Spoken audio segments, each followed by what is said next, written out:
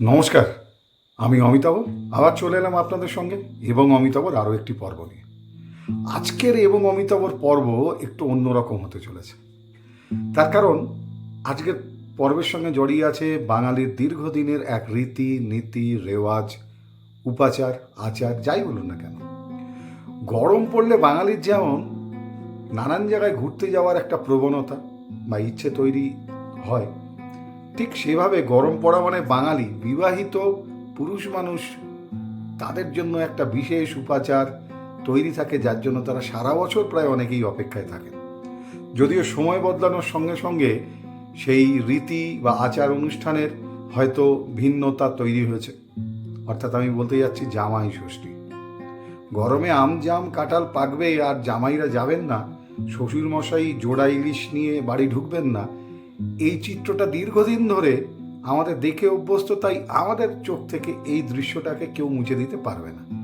অবশ্য বর্তমান জামাইদের বিষয়টা আলাদা, তারা কর্মব্যস্ত জীবনে থাকেন।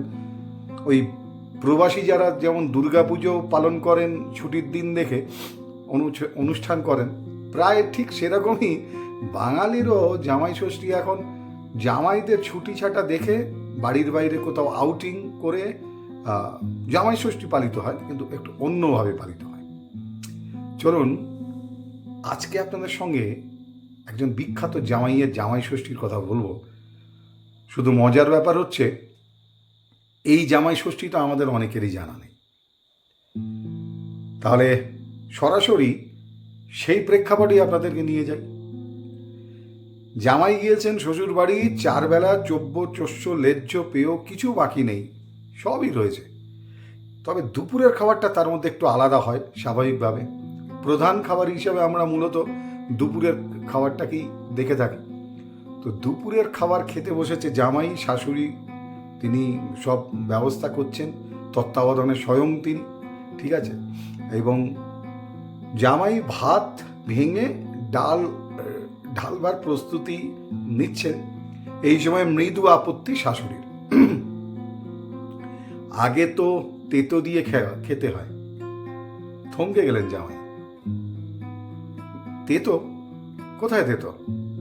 জামাই বাবা জীবন তো অবাক। প্রথম যে বাটিটা ছিল থালার পাশে, সেই বাটিটা দেখিয়ে শাশুড়ি বললেন, ওই যে দেখো, এটা উঠছে, ওটা দিয়ে আগে খেতে হয় তেতো দিয়ে, তারপরে।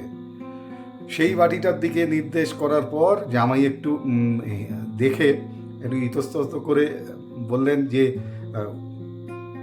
আমার খেয়াল হয়নি, বলে সেই বাটি থেকে উচ্ছে নিয়ে তিনি ভাতের সঙ্গে মেখে খাচ্ছেন। মুখে দেওয়ার পর মুগ্ধ হয়ে বললেন জামাই বাবা জীবন, উচ্ছে আছে বুঝতে পারছি, তেতো ভাবটাও আছে, কিন্তু বেশ অন্যরকম হয়েছে তো। তখন শাশুড়ি মা বা শাশুড়ি ঠাকুর উত্তর দিচ্ছেন, আর একটা তেতোও আছে বাবা, ঘি করলা। জামাই বললেন, ঘি করলা? শাশুড়ি ঠাকুর বলেন, ওই যে তোমরা যাকে কলকাতার লোক কাঁকরোল বলো, সেটা। তিতর পর্ব শেষ হওয়ার পর জামাই বাবা জীবনের সামনে বাটি প্রস্তুত ছিল, তিনি খেলেন নারকেল দিয়ে সোনামুগের ডাল আর ভাত, সঙ্গে কয়েক পদ ভাজা, যেমন আলু ভাজা, কুমড়ো ভাজা, পটল ভাজা, বেগুন ভাজা, এসব তো ছিলই। যাই হোক, এইসব খেতে খেতে এরপর তরকারির পালা। যদিও জামাই বাবা জীবন বেশি খেতে কখনোই পছন্দ করেন না, কিন্তু অল্প অল্প করে সব কিছুই খাচ্ছিলেন। এরপর তো তরকারি ভাজা ডালের পর, হ্যাঁ, জামাই বাবা জীবন একটা বাটি থেকে বললেন, এটা তো মোচা বলে মনে হচ্ছে।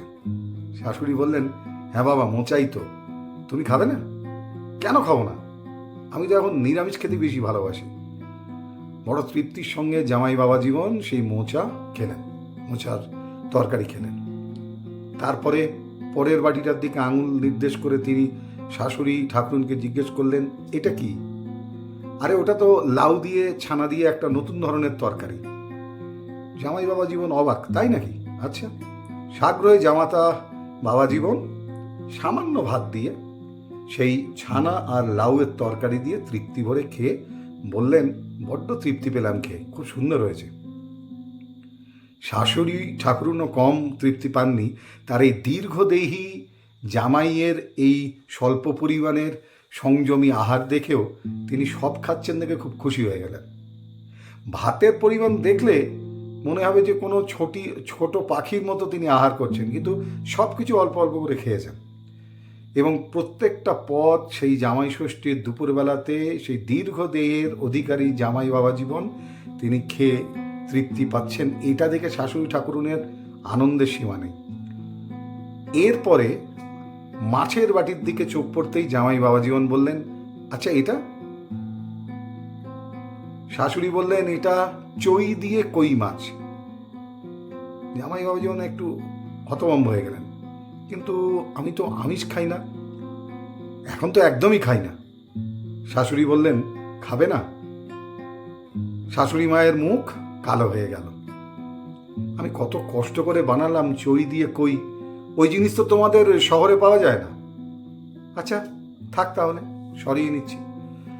খানিকটা কালো মুখ করেই শাশুড়ি ঠাকুর বাটিটা সরিয়ে নেওয়ার জন্য প্রস্তুত হচ্ছেন। এমন সময় জামাই বাবাজন চুপ করে আছেন, মাথা নিচু করে কিছু ভাবছিলেন। তারপর বললেন, থাক, সরানোর দরকার নেই, আমি খেয়ে নিচ্ছি। তারপরে খেতে খেতে তিনি অস্ফুট স্বরে সেই জামাই বাবা জীবন শাশুড়ি মাকে বলছেন, হ্যাঁ, এই রান্নাটা আমি আগে ওর কাছে খেয়েছি, ঠিক এমনটাই। একটু দূরে দাঁড়িয়ে ছিল সেই জামাই বাবা জীবনের পরিচারক, সঙ্গে এসেছিলেন। সে বড় অবাক হয়ে গেল, মনে মনে ভাবল, দেখো দেখি বাবা মশাইয়ের কাণ্ডখানা দেখো দেখি।